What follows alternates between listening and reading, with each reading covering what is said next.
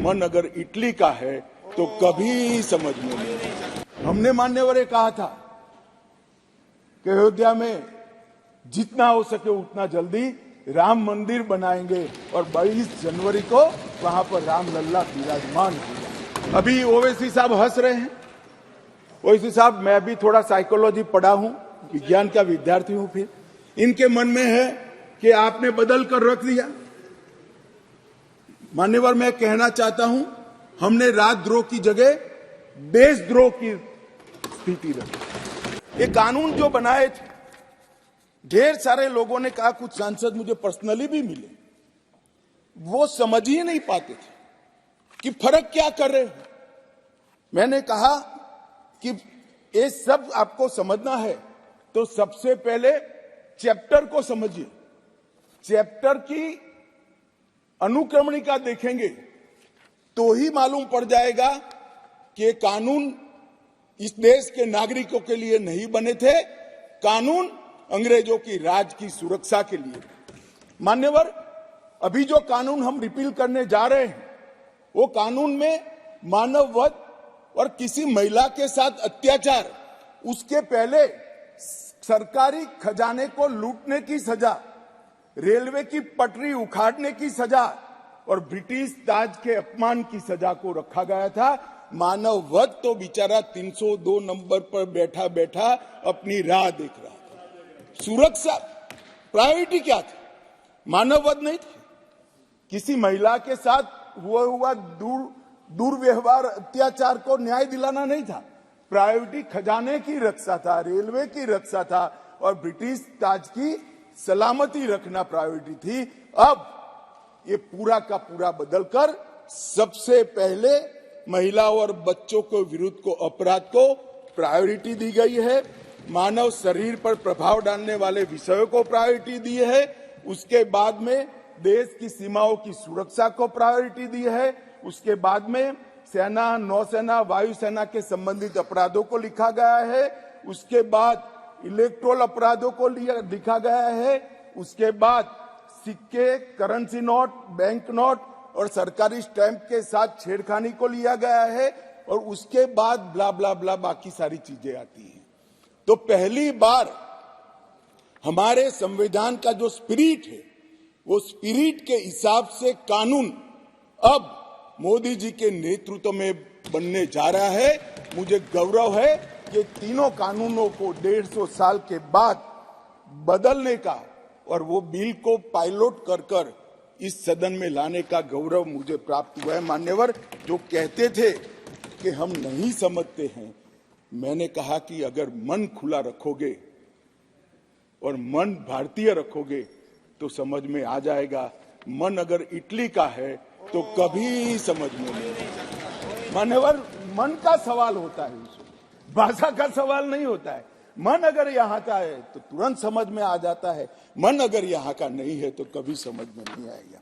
मैं आज इस सदन को कहना चाहता हूं कि 2014 में नरेंद्र मोदी सरकार आने के बाद, एक लंबे अरसे बाद, अटल जी की सरकार ने भी ये प्रयास किया था, परंतु एक मिलीजुली सरकार थी, कई प्रकार की इसमें कठिनाइयां भी आती थी, मगर लंबे समय के बाद 2 बार इस देश की जनता ने ऐसी सरकार चुनी जिस सरकार ने अपने पूरे मैनिफेस्टो को अक्षरशः लागू करने का काम किया है और जिस मैनिफेस्टो को मैंडेट किया था इसको लेकर फिर से जनता के सामने जाएंगे। हमने कहा था हम धारा 370 और 35 से हटा देंगे, हट गई।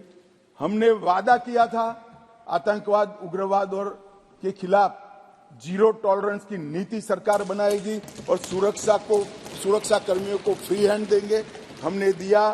इसके कारण 3 हॉटस्पॉट, जम्मू कश्मीर, वामपंथी उग्रवादी क्षेत्र और उत्तर पूर्व में हिंसक घटनाओं में 63% की कमी आई है और मृत्यु में 73% की कमी आई है और पूर्वोत्तर से 70% से ज्यादा क्षेत्र से अपसपा को हटा लिया गया है।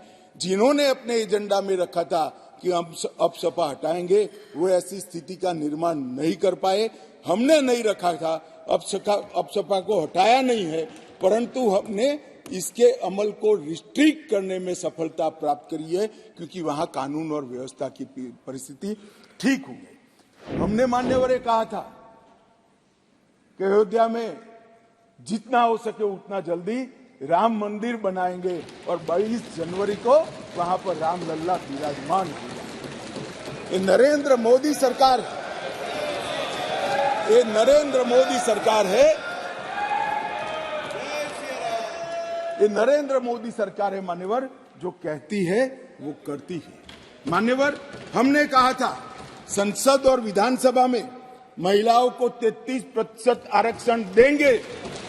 कांग्रेस पार्टी कई बार पावर में आई, तिथियां निकालती रह गई, हमने दे भी दिया और सर्वानुमत से देकर इस देश की मातृशक्ति को हमने सम्मानित करने को हमने कहा था 3 तलाक मुस्लिम माताओं बहनों के लिए अन्याय करता है, उसको हम समाप्त कर देंगे।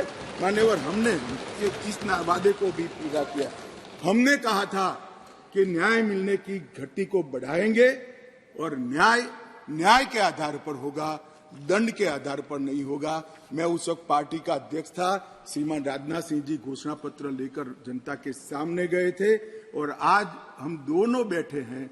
मुझे आनंद है मोदी जी ने ये पार्टी के वादे को आज पूरा करने का। मान्यवर, अंग्रेजों ने बनाया हुआ राजद्रोह का कानून, जिसके तहत तिलक महाराज, महात्मा गांधी, सरदार वल्लभ भाई पटेल, ढेर सारे हमारे आजादी के स्वतंत्र सेनानी, बड़े बड़े हमारे नायक सालों के सालों 6-6 साल तक जेल में रहे।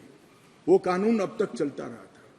विरोध तो करते थे जब ऑपोजिशन में होते थे, मगर सत्ता में आते थे तब इसका दुरुपयोग भी करते थे, हटाने का नाम नहीं देते थे।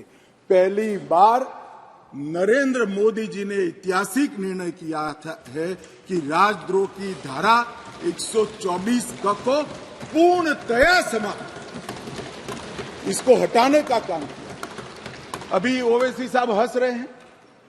ओवैसी साहब, मैं भी थोड़ा साइकोलॉजी पढ़ा हूं, विज्ञान का विद्यार्थी हूं। फिर इनके मन में है कि आपने बदल कर रख दिया। मान्यवर, मैं कहना चाहता हूं, हमने राजद्रोह की जगह देशद्रोह की स्थिति रखी। अब ये देश आजाद हो चुका है, लोकतांत्रिक देश है। शासन की टीका तो कोई भी कर सकता है, किसी को भी करने का अधिकार है। इसके लिए इस देश में अब किसी को जेल में नहीं जाना पड़ेगा, चाहे हमारा शासन। मैं फर्क समझाता रहा हूं, जो बड़े कटाक्षमय तरीके से ओवैसी साहब हंस रहे इसलिए, मगर इस देश के खिलाफ कोई बोल नहीं सकता, इस देश के हितों को कोई नुकसान कर नहीं सकता। इस देश के झंडे, इस देश की सीमाएं, इस देश के संसाधनों के साथ अगर कोई खिलवाड़ करेगा तो निश्चित रूप से उसको जेल में जाए और जेल में जाना चाहिए। मानिए, ये हमारी सरकार का थ्रस्ट है। इस देश की सुरक्षा किसी भी की सुरक्षा से सबसे ऊपर होनी चाहिए, सुप्रीम होनी चाहिए, सबसे पहले राष्ट्रपति। इसलिए जो लोग राजद्रोह हटाकर हम देशद्रोह की धारा लाए हैं, इनको अपने विचारों के कपड़े पहनाने का प्रयास करते, इसलिए मैं इस पर डिटेल में बात करता हूं। मान्यवर, आईपीसी 124C, उसमें शब्द प्रयोग था सरकार के खिलाफ की गई बात। मेरी बात ध्यान से सभी सदस्य सुने। अंग्रेजों ने बनाए हुए कानून में लिखा था 124C, सरकार के खिलाफ की गई बात। बीएनएस धारा 152 जो इसकी जगह आई है, भारत की संप्रभुता, एकता और अखंडता को तोड़ने वालों पर इस धारा का उपयोग है। वहां सरकार शब्द प्रयोग है, यहां देश है, भारत शब्द प्रयोग है। आईपीसी में आसन या प्रयोजन की बात नहीं की थी। किस उद्देश्य से आप बोलते हैं, किस उद्देश्य से करते हैं, इसकी बात ही नहीं की। करना ही काफी है। हमने इसमें देशद्रोह की डेफिनेशन में आशय की बात करी है, उसका उद्देश्य क्या है, उसका आशय क्या है, इसका महत्व है। अगर उद्देश्य देशद्रोह का है तो इसको कठोर से कठोर दंड मिलना चाहिए, और उद्देश्य अगर शासन का विरोध करना है तो उसको दंड नहीं मिलना चाहिए, उसको वाणी स्वतंत्रता का अधिकार है। अब घृणा और अवमानना, शासन की अवमानना, शासन की घृणा करना, तिरस्कार करना, इसको हटाकर हमने शब्द प्रयोग क्या किया है?